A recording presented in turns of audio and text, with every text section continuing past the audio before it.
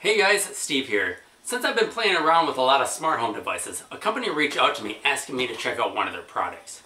So I told them, if you send me the product, I'll give it an honest review. So that's what this is. This is from a company called eLink.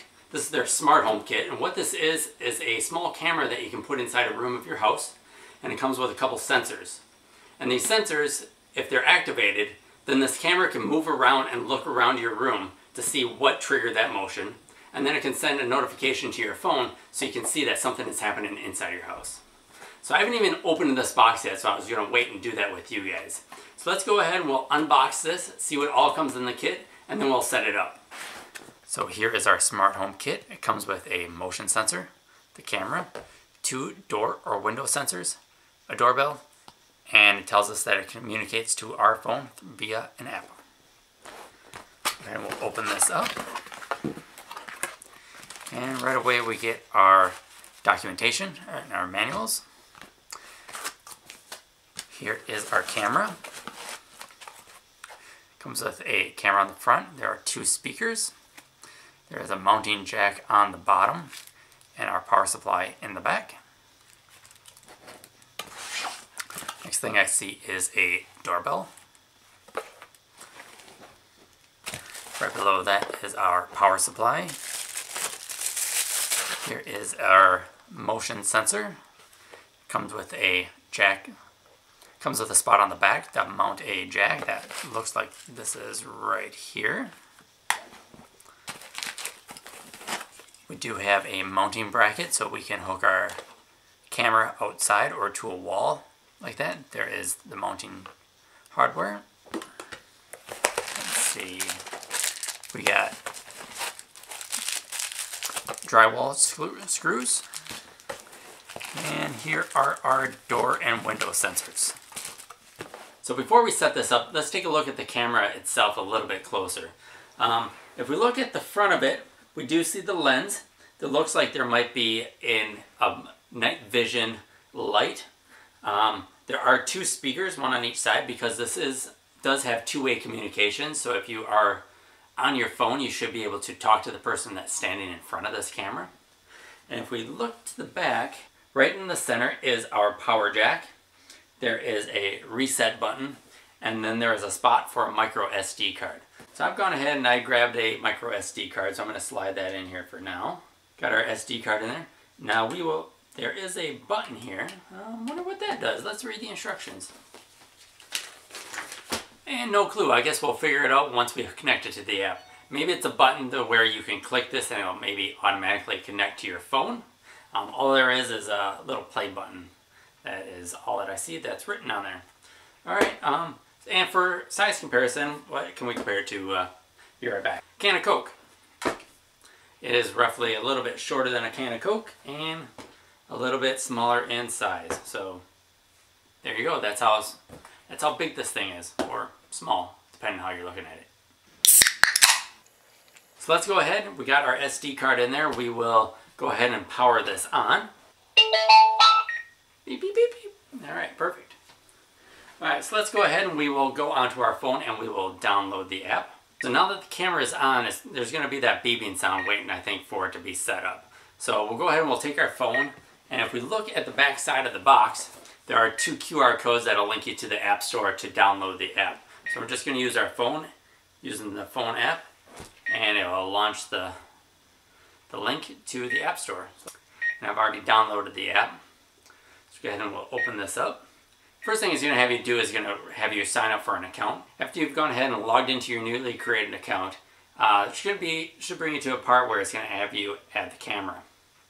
Now, I'm not going to read the instructions, I'm just going to see if I can figure it out. Well, just looking at the pictures, the PTZ camera is the one that kind of looks like what we have. So we'll click on that. And there are a couple different options. I'm going to go with the QR configuration because that looks like that might be a good one. Press the reset button for 3 seconds.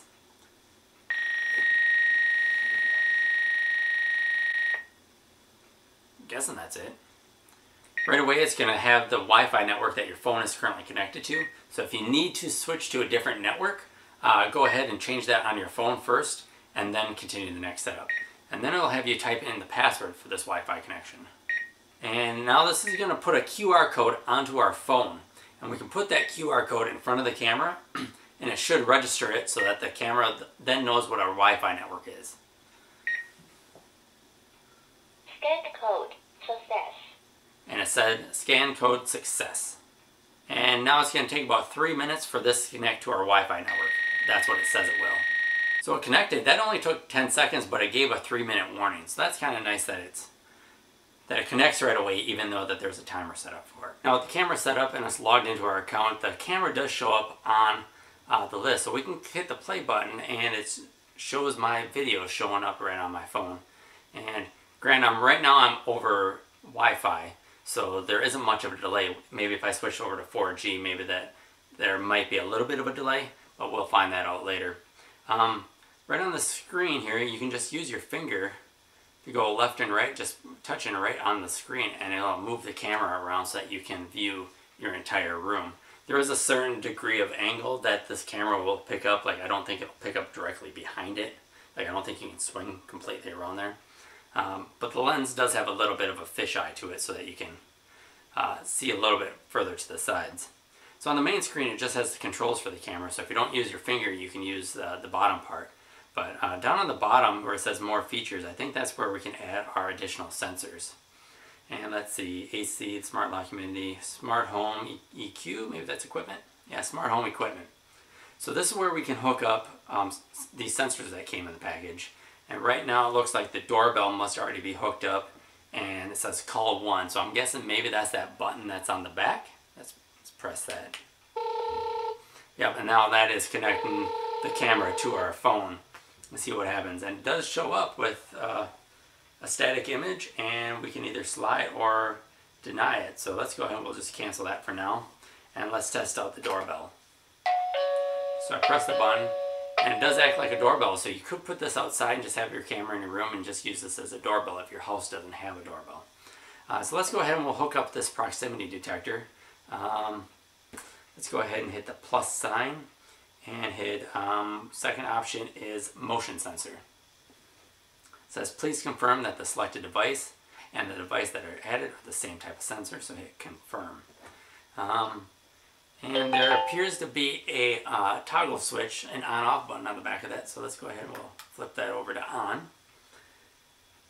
And right away it was paired right away. It says PIR1. Let's click on that and see what we can do with this.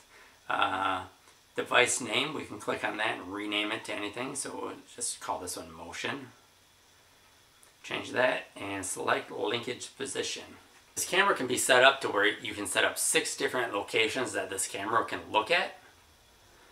So you can have 6 different options, so you can set up certain motions, and then I think you can set what position you want this camera to look at. So if you have the sensor over here watching this doorway, then the camera can look over to that doorway anytime the sensor goes off.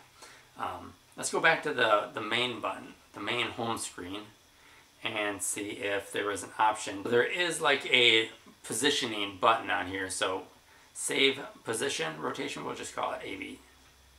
Just call it something. And now let's go over to the features and smart home and click on motion again and see if we can select it as an option. And it has one there, so anytime that the sensor goes off, it'll move the camera to the location that it's at now. So let's go ahead and we'll try that. Let's go back to the main screen and we will move this camera around and we will set the trigger and then move the camera back to the main position that we had it.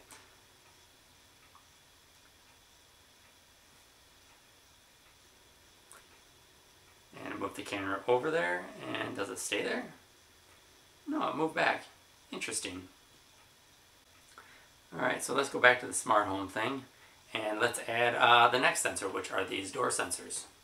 So this is just a magnet, and this is the sensor here. So we're going to have to probably take out the battery, this little tab, which will power it on, I'm assuming.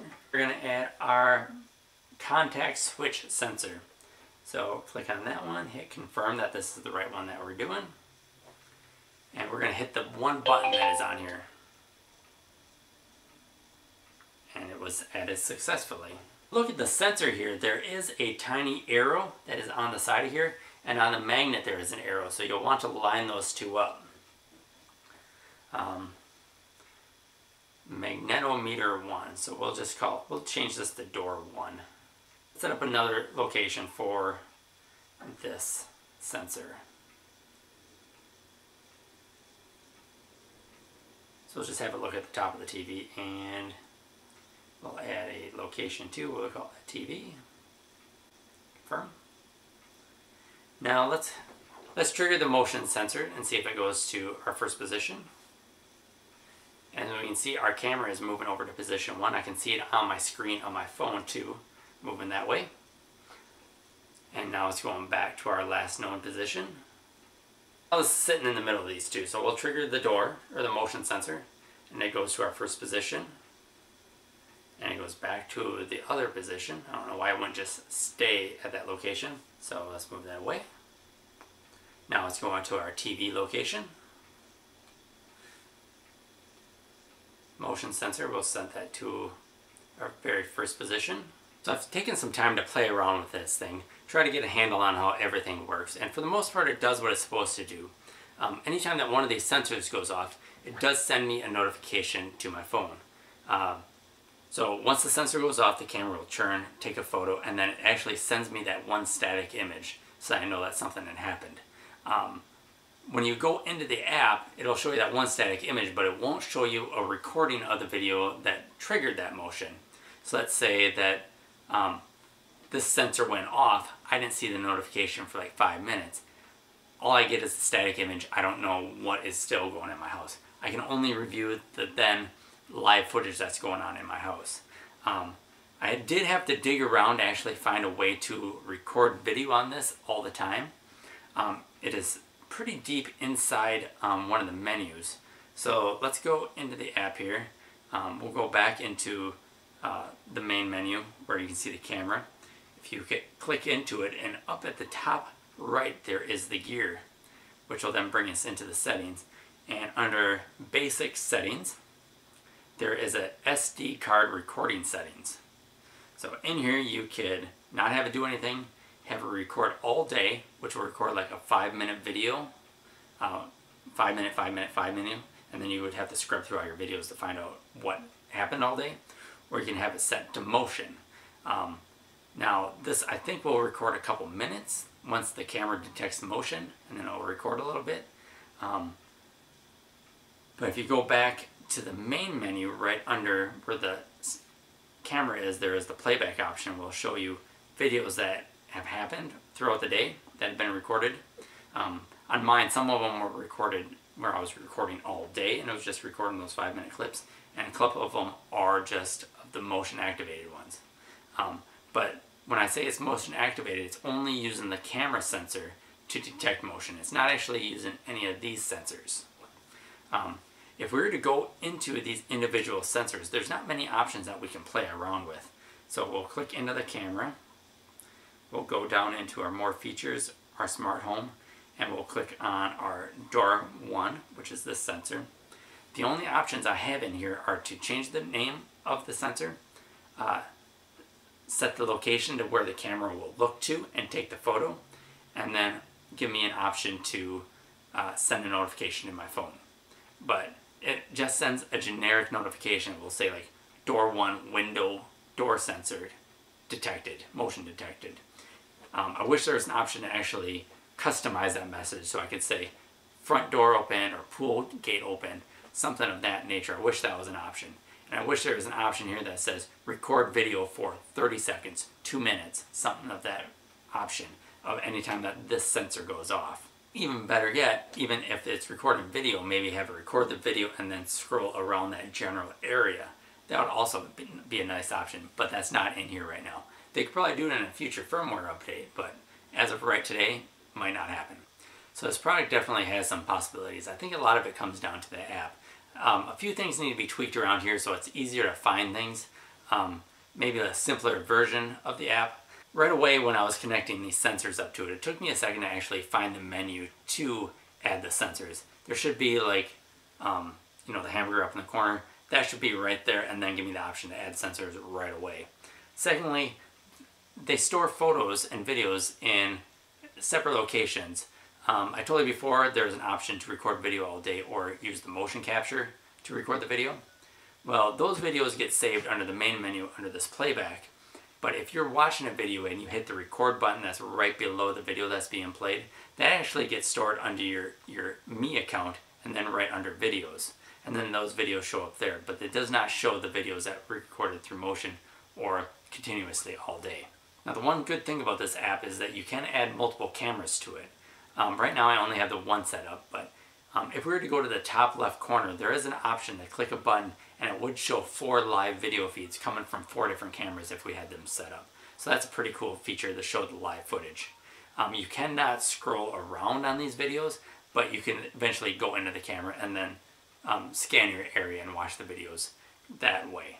Now all these little sensors that come with the kit, they all run on the 433 megahertz frequency. So you can buy generic devices and then eventually add those to this kit. Now, I don't know the exact number of devices you can actually add to one device, but really this kit is designed to be set up to only work in like one room. So you won't want to have sensors all the way around your house because the camera can't see every nook and cranny of your house. It can only see the one room where the camera is in. So this is a good starter kit, and then you can decide if you need more window sensors or more proximity sensors, but it'll be mostly just these window and door sensors that you'd probably need in the future. So for the price, this is a very good kit to get started with. You can buy the camera by itself on Amazon, or you can buy it as this kit. This does sell on Amazon for $80. I believe the camera itself is $40 by itself, but you do get all these additional sensors included in the kit, so you don't have to worry about picking up extra ones on your own. So if you want to give this product a try, I will leave a link in the video description below, so be sure to check that out. And be sure to check that description for anything else I may add after I post this video. If you do like this video, be sure to like and subscribe to my channel. I will have more smart home devices coming up in the future, so be sure to like and subscribe to my channel. Catch you later, guys.